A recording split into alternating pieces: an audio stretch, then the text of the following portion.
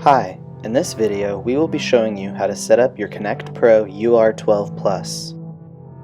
First, plug the power into the UR-12 Plus. When it turns on, it will make this beep. Next, plug in the VGA cable for the monitor.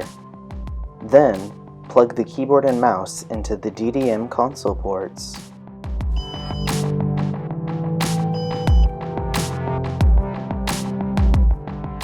Now, connect the VGA and USB cables for the computers. Plug the other end of the VGA and USB cables into your computer.